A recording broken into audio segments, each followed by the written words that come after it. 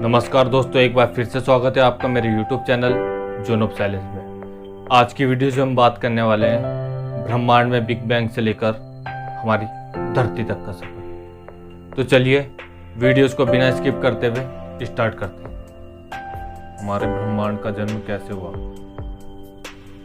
क्या हमारा ब्रह्मांड पहले भी ऐसे ही मौजूद था? साइंटिस्ट के अनुसार अगर कोई चीज़ यूनिवर्स से पहले एग्जिस्ट करती थी तो वह है सिंगुलैरिटी, एक माइक्रोन पार्टिकल्स जिसके अंदर कंप्रेस्ड एनर्जी मौजूद थी।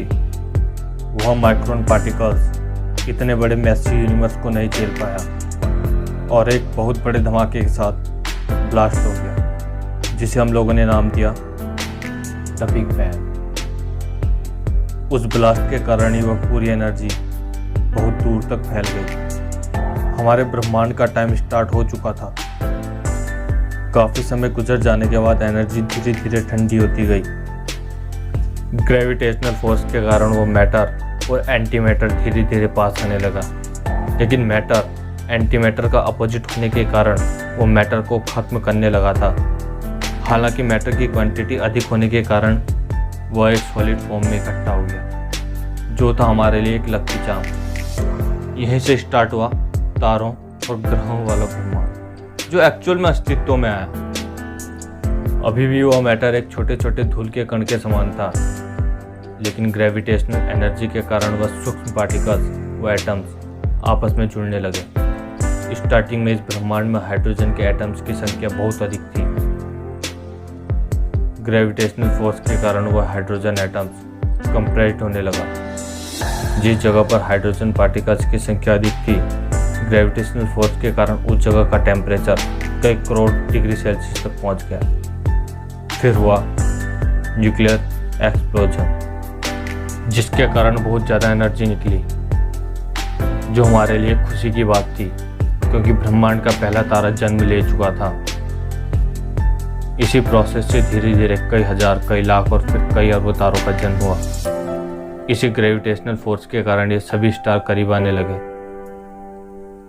ये तारे जिस फॉर्म में करीब आते गए उसी शेप में इकट्ठे हो गए। फिर हुआ हमारी गैलेक्सीज का जन्म। फिर इसी तरह इन्हीं स्टार से मिलकर कई लाखों गैलेक्सीज का निर्माण हुआ। इन्हीं गैलेक्सी के बीच थी हमारी गैलेक्सी मिल्की वे। यह वही गैलेक्सी थी जिसमें हम इंसानों का जन्म होने वाला था।